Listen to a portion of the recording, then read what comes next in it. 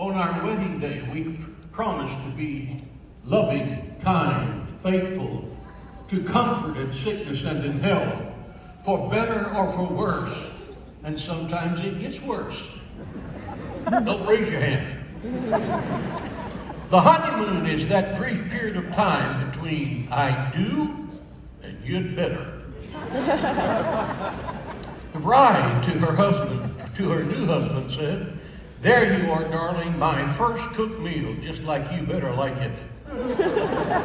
We forget our promises to God. When we were in the crisis, we promised, "Lord, if you will do this, I'll serve you the rest of my life."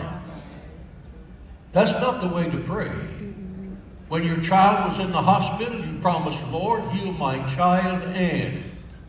When you were out of a job, you promised, "Lord, help me to find a better job or make this job improve, and I'll tithe." Oh, I won't say that word, but there you are. And you don't. When your business was failing, you said, "Lord, get me out of this, and I'll be true to you."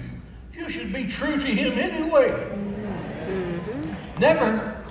However, there comes a time in life when forgetting can be of value. You sabotage your peace of mind with resentment. But resentment is a thought, and you entertain your thoughts. You're responsible for what you think about. How many of you have something in your past that really irritates you to this day? It only happened 40 years ago. But you really remember it. And when you remember it, you get downright angry. And in about 15 minutes, you are a regular snapping turtle. How many of you are honest enough to say that I have one of those in my past? Next week I'm talking about lying. Your past may be so remembered that it paralyzes the present and it imperils the future. Think about that.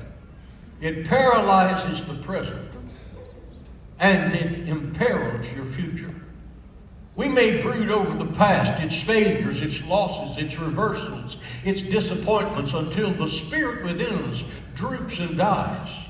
Many around this nation, millions who are watching by television, are in mourning, or a state of depression, because they cannot forget the past. You are brokenhearted because you are riveted to a memory that haunts you out of your past. You have no joy, you have no peace, you do not have the grace to forget. Hear the words of St. Paul. Don't try to forget. He said, "Forgetting those things which are behind me, and move on." There are some things you need to forget for your mental health and your spiritual health. For the good life, learn to forget and move on. Forget your bitter memories. Some of you suffer with malice. Malice is a person who's driven by bitterness. They can't get over it. They're seeking revenge and retribution. That person suffers deeply because of rejection. Maybe it's from the wife, the husband, someone around you that you know oozes bitterness. In the West Indies, there's a mangonel tree. That mangonel tree has sap that oozes through the bark. And when you touch that tree, immediately it burns you with a blister. No one wants to be around that tree because all it does is give out pain. Some of you and some watching are living mangonel trees because you will not forget. You ooze a bitter pain. Remembering a bitter past only produces pain for you and for other people. No one wants to be around that. You become untouchable. You need healing in your mind. You need a healing in your heart. You need to recognize something controls me that's destroying the quality of my life. Forget the person who wronged you. For your sake, It's better to forget and forgive than to hate and to remember. Always forget your enemies. Nothing annoys them any more than that. Flat out forget them. There was a doctor who told his lady patient, said, "You are dying with rabies. There's nothing medical science can do to help you.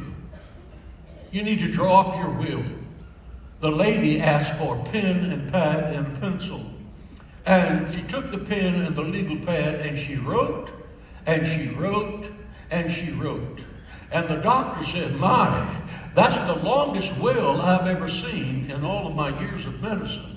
And the woman snapped back, "This is not my will.